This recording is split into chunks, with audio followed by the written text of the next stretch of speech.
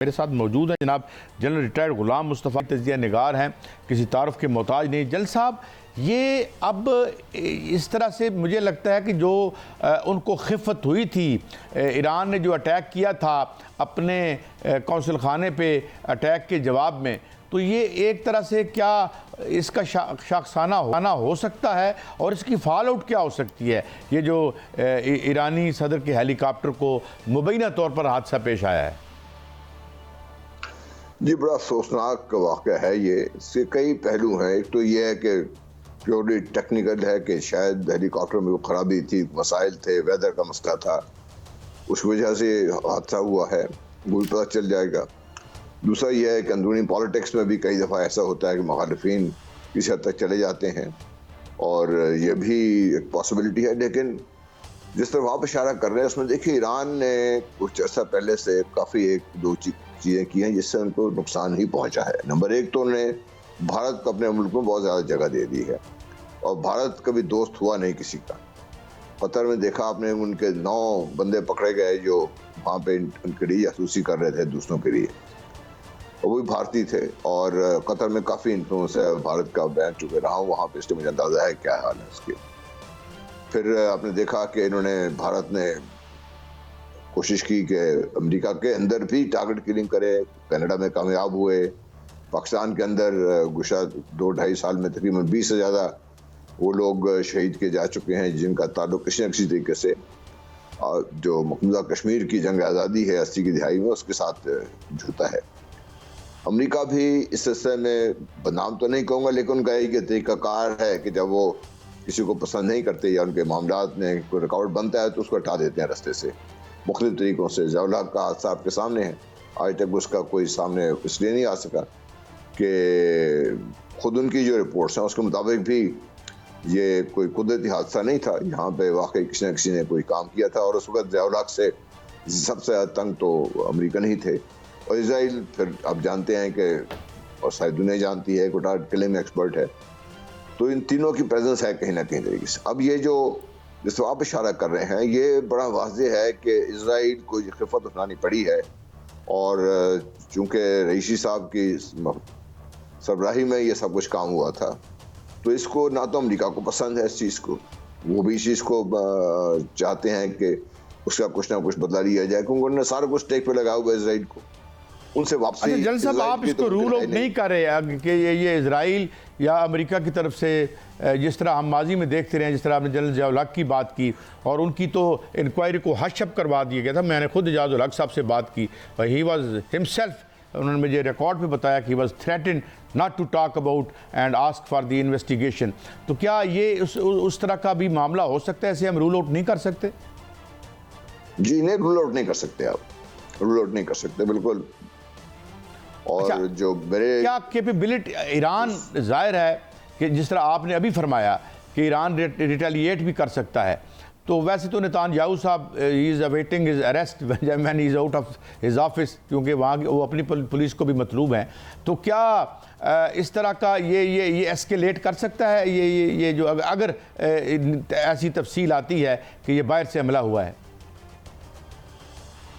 जी, retaliate करने का तरीका मुख्तलिफ हो सकता है। वो हो सकता है उनकी इजराइल की किसी सियासी शख्सियत को टारगेट ना करें, किसी और तरीके से इजराइल को नुकसान पहुंचाएं, लेकिन मकसद यही होगा अगर आप हमारे साथ इस किस्म का काम करेंगे तो फिर हम इसका जवाब देंगे, और उसका जवाब शायद इससे ज़्यादा सख्त हो जो एक्सपेक्टेड आमतौर पर हुआ करता है। क्योंकि ईरान इस वक्त बड़ी एक ऐसी पोजीशन में है जहाँ उसके पास खुद अगर ना भी जाए तो उनके पास हिज़्बुल्लाह की एक स्ट्रेंथ, बहुत बड़ी स्ट्रेंथ मौजूद है, हमास खुद बड़ा एक्टिव है, फिर यहाँ से हुतीज़ ने काफ़ी नाक में दम कर रखा है अमरीकियों का और दूसरों का। तो ईरान के लिए शायद ये इतना मुश्किल नहीं होगा, लेकिन नुकसान होगा खित्ते को भी और दुनिया को भी इसका। अच्छा जनरल साहब, ये फरमाइए कि जो ईरान है उसकी जो मिलिट्री पावर है, क्या उसमें क्वाइट रिसेंटली कोई उन्होंने जो है वो जाहिर है ख़तरे में है और हर तरफ से घिरे हुए थे वो, तो उनकी माइट को आप कैसे देखते हैं एज कम्पेयर टू इजराइल? देखिए, in terms of pure military अगर स्ट्रेंथ का मुकाबला करें, नंबर्स ऑफ वेपन सिस्टम का मुकाबला करें, तो ईरान को सिक्योरिटी हासिल है। और लेकिन चूंकि इजराइल इसमें काफ़ी अरसे से है और वो हालत जंग में ही रहते हैं, और अब उन्होंने हमास से लड़के एक तजुर्बा भी हासिल कर लिया है। तो इसराइल को एक वो एज हासिल है। दूसरा जो इसराइल को सपोर्ट है मगरबी दुनिया की टोटल, वो एक इसराइल के पास एज है। और ईरान, इस लिहाज से ईरान कमजोरी में पड़ता है, वरना ईरान के पास भी कैपेबिलिटी है कि वो यहीं से इसराइल को टारगेट कर सके। और ईरान के पास जो ड्रोन टेक्नोलॉजी है काफ़ी एडवांस्ड है इनके पास, रूस ने भी इनसे खरीदी है, यूक्रेन में इस्तेमाल हुई है वो। तो वो ईरान के पास हथियार भी हैं, ईरान के पास ये ताकत भी है। और लैंड बैटल का तो चूंकि आपस में डिस्टेंस बहुत है, तो बज़ाहिर तो कोई चांस नज़र नहीं आता, लेकिन थ्रू प्रॉक्सीज काम हो सकता है। और ईरान इस लिहाज से इस उसमें फील्ड में ईरान बहुत आगे है। अच्छा जल साहब, ये फरमाइए कि जाहिर है उनके दरमियान फासला तो बहुत ज़्यादा है। ये जो लास्ट टाइम अटैक किया था ईरान ने, और उसमें कोई वल्नरेबल लगा हमें किसी हद तक, हालांकि वो एक सिंबॉलिक था और वो एक कोई इशारा था कि भाई हम सिर्फ क्या अगर रियल टर्म्स में देखा जाए तो वो जो ड्रोन क्या कहते हैं एयर ड्रोम, या जो एक उन्होंने वो एक दिफाई निज़ाम अमेरिका से ले रखा है, वो कितना इफेक्टिव है अगेंस्ट ईरानियन मिसाइल्स? जी, आयरन डोम की आप बात कर रहे हैं, और ये आयरन डोम पेनिट्रेट हुआ है इस दफ़ा, और जो नुकसान हुआ है वो ज़्यादा जाहिर नहीं किया जा रहा, लेकिन नुकसान भी हुआ है इसराइल का इसमें। तो दुनिया में देखिए कई साहब, आज तक कोई ऐसे हथियार ईजाद नहीं हुआ, ऐसा सिस्टम ईजाद नहीं हुआ जिसको डिफीट ना किया जा सके। और इसको डिफीट करने के भी बहुत से तरीकों में से ईरान ने तरीके आजमा लिए हैं। ये नवे आप कह लीजिए कि एक अगर टेस्टर था उसके लिए कि भाई हम ईरान जो आयरन डोम है इसको हम कैसे पेनिट्रेट कर सकते हैं, तो उन्होंने वो तजुर्बा भी हासिल कर लिया है।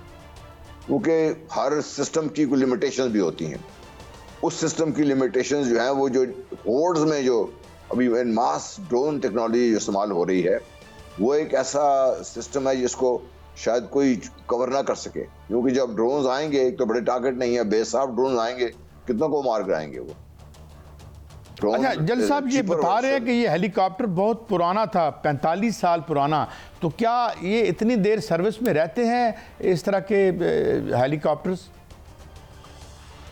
जी, आमतौर पर नहीं रहते। Over a period of time उसकी अपनी एक शेल्फ लाइफ है हर मशीन की, वो पूरी हो जाए तो फिर उसको इस्तेमाल करना छोड़ दिया जाता है। लेकिन ईरान ने इसको चूंकि रेनोवेट करके और प्रेसिडेंट के लिए जा रहा था, तो ये हेलीकॉप्टर, मुझे ये नहीं शक पड़ता कि इसमें कि भाई हेलीकॉप्टर में कोई इस किस्म की खराबी होगी जिससे हेलीकॉप्टर सडनली क्रैश कर गया हो। वो मशीन फेल हो, किसी वक्त किसी जगह भी हो सकता है, नई मशीनें भी फेल हो जाती हैं। लेकिन अगर इस्तेमाल हो रहा है तो उसकी मेंटेनेंस लेवल की होगी जहाँ पे वो अपने प्रेसिडेंट के लिए ये इस्तेमाल कर सकते हैं, ये रिस्क ले सकते हैं इसका। अच्छा जल साहब, ये फरमाइए कि अगर हम if we subscribe to this theory के it was a target killing, तो क्या इस्तेमाल हुआ होगा, कहाँ से ये टारगेट, क्योंकि अज़रबैजान से ये आ रहे थे एक किसी इफ्तिताह करके, तो ये क्या यानी मैं पॉसिबिलिटी की बात कर रहा हूँ, अभी तो इस पर तफ्तीश नहीं हुई, मिज़ल हो सकता है ये यानी अगर हिट किया गया है तो ये कैसे हिट किया गया होगा?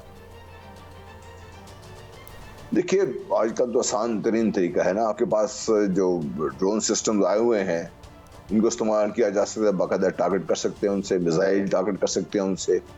तो पॉसिबिलिटीज बहुत हैं, लेकिन मेन जो कंसंट्रेशन है, या तो वो मशीन फेल हुई है या फिर मशीन को फेल किया गया है। फेल करने के लिए मशीन को खुद मतलब उसमें खराबी की जा सकती है, उसको ड्रोन्स के जरिए टारगेट किया जा सकता है, उसको मिसाइल के जरिए टारगेट किया जा सकता है। बहुत ज़्यादा है, क्योंकि एरिया भी ऐसा है जहाँ पर ये लोग छुप के ये कार्रवाई कर सकते हैं, इस किस्म के लोग।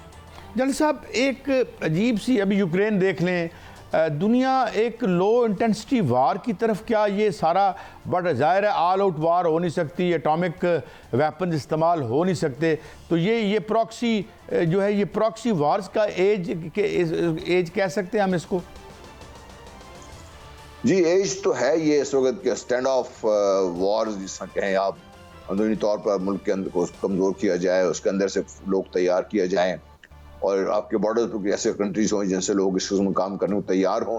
क्योंकि रिमेनिंग अंडर पर्टिकुलर थ्रेशोल्ड हर वो चीज़ अभी हथियार के तौर पर इस्तेमाल हो सकती है, चाहे इकॉनमी ले लीजिए, चाहे कुछ। अब देखिए, बहुत अरसा सीएम लिंकन अपने एक रेडियो के जरिए कोशिश कर रहे हैं कि ईरान में रिजीम चेंज किया जाए। पिछले साल काफी वहां पे तैयारी वगैरह भी हुए। तो एज वेपन्स जो है ना, वॉर के टाइम वो बदल गया हुआ है अभी। बूट ऑन ग्राउंड ऑब्वियसली उनके बगैर तो काम चल नहीं सकता। आपने देख लिया कि सुपर पावर 20 साल तक अफगानिस्तान में कोशिश करती रही और वो टेक्नोलॉजी का ही इस्तेमाल करते, लेकिन कामयाब नहीं हुए। तो अब technology has come to stay, और टेक्नोलॉजिकल सिस्टम में वॉरफेयर के लिए जो इजाज़त हो रही हैं, they have come to stay, they will continue to improve. लेकिन at the end of the day आपको मैं बूट ऑन ग्राउंड ही काम करेंगे अगर आपने किसी मुल्क के ऊपर जाके कब्जा करना है। और उसके साथ जो हम हाइब्रिड वॉर कह रहे हैं, 6th जनरेशन वॉरफेयर की बात कर रहे हैं, तो वो मुल्क को अंदर से खोखला किया जाए, सियासी तौर पर, माशी तौर पर, और जिस और तरीके से हो सकता है वो सजाद मुल्क के अंदर कराए जाएं। तो वो जंग का तो अभी नक्शा तब्दील हो चुका हुआ है। और मेरा अपना ख्याल ये है कि जब आप देखते हैं, आपने यूक्रेन का कहा, आप गजा को देख लीजिए, आप कश्मीर को देख लीजिए, आप भारत के अंदर जो हो रहा है वो देख लीजिए। इन ए वे तो we are in a state of war, और वो वॉर हम शायद महसूस नहीं कर रहे कि हम यूसी वोलेटाइल खत्ते में रह रहे हैं। We are in a state of war.